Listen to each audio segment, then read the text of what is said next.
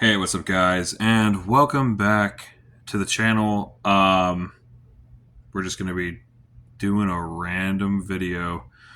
First thing that I want to talk about, though, let's talk about the car. Um, we have a Toyota Matrix, 2007, and been doing a lot of work, a lot of maintenance, upkeep on this car, trying to keep it going as long as possible. I mean, that is the point of being a car owner, right? Um, so one thing started happening.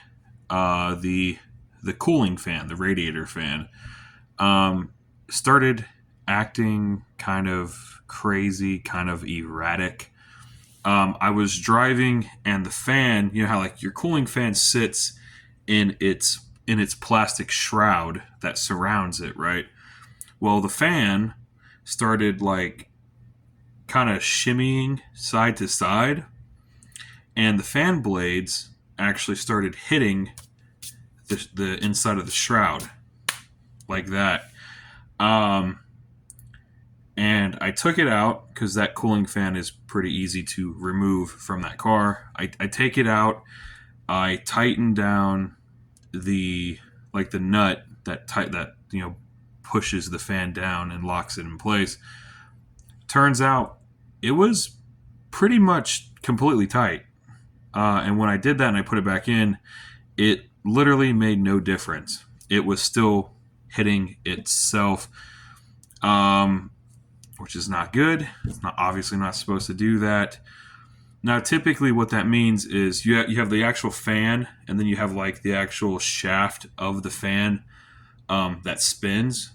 So for whatever reason, instead of the shaft staying straight, it has started to like kind of shake left and right and stuff like that, and shake around.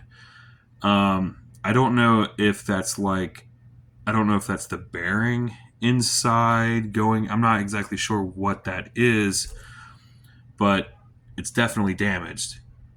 So my my temporary remedy for this problem, I took some of my my metal cutting snips because the fan blades are just plastic, and I trimmed off a little bit at a time. I trimmed off the edge of each blade just to give a little bit more clearance so that it would stop hitting the shroud.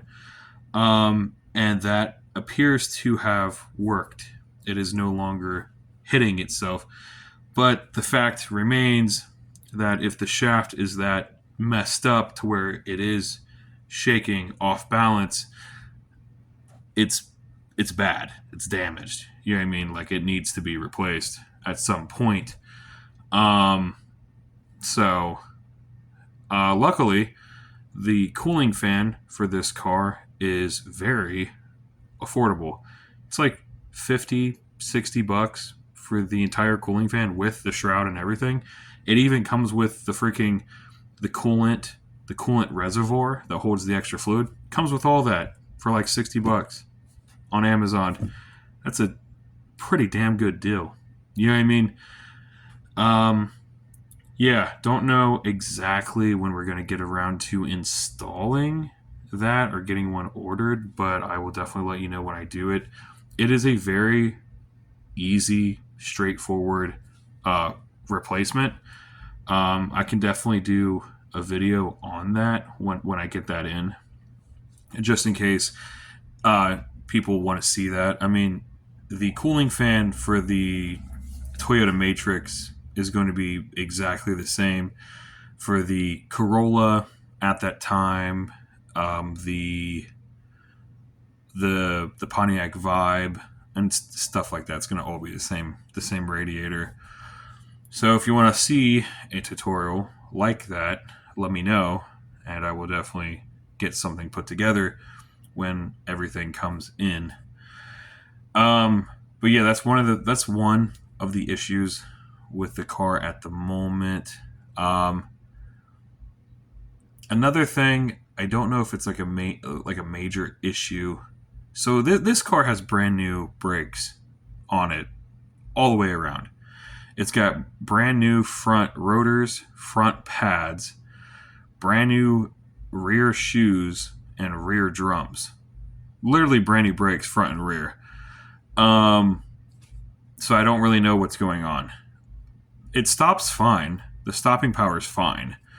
Um, but the brakes are kind of screechy, kind of like a metal screech noise. Um, and it's brand new thick pads, new rotors, new drums, new shoes. It's all brand new and stuff. So it's not wore out. So I don't know why it's doing like a screeching noise. It could be just the material of the pad that I bought. I don't really remember what I got. I don't know if I got semi metallics or if I got ceramics, but I do know that semi metallics are going to make a lot more noise and be a lot more screechy than ceramics are. Maybe that's what's going on, because I really don't know what else it could be. You know what I mean? Everything's brand new, so I'm not sure. I don't know. Maybe it's normal with the type of brake pads and stuff that I bought. Because I know a lot of times if you drive beside of like a giant like a school bus or a big truck, their brakes sound kind of screechy as well. So maybe it's probably just the brakes that I bought. I don't know. I don't think anything's inherently wrong. I just thought I would notate it though, just in case something happens in the future. Um, what else? What else? I haven't gotten the new tail lights yet. I got the new front grille. We put in the aftermarket grill. It looks great. Um, Trying to get around to doing the tail lights because they're broken and they're cracked and stuff, and water is getting inside of them and all kinds of stuff. So it's on my to-do list. Just trying to get to things eventually when I can. Like I said, it's kind of hard to fit a bunch of stuff in. I got to go to work, come home, do stuff around the house, like pay all my bills, all this stuff. Trying to find time to get around to certain things. Sometimes it's a pain.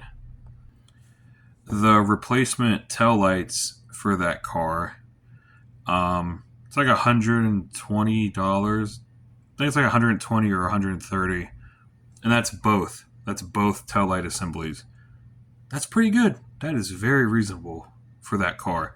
Like I said, that has been the main plus side to owning the Toyota Matrix is all the parts are pretty affordable. Oh, that reminds me. I'll give you guys an update real quick. So a while back, a couple months ago, if you guys remember, I had a knock sensor go bad, and I had to replace it.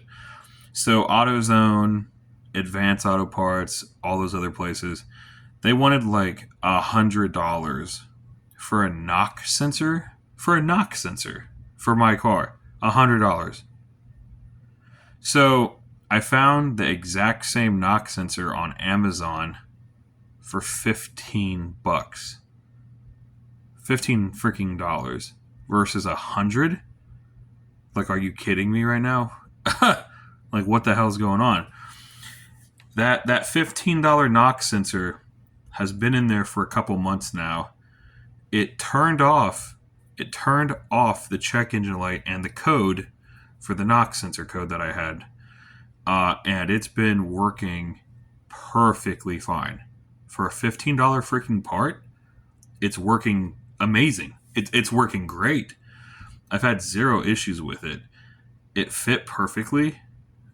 Like, it's made by a company called A Premium. I see it primarily on Amazon. A Premium. So far with their parts, they've all been great. I've had zero issues with any of the parts from that company, and they're very cheap and very affordable, and they work like they're supposed to, And I honestly have zero complaints about A Premium parts. I don't know who actually makes them. No idea, but they're definitely one of my go-tos at the moment. That is for sure.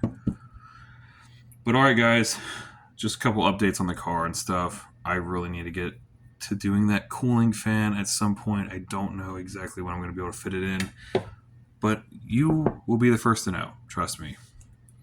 But I'm going to jump off here. I will see you guys in the next video.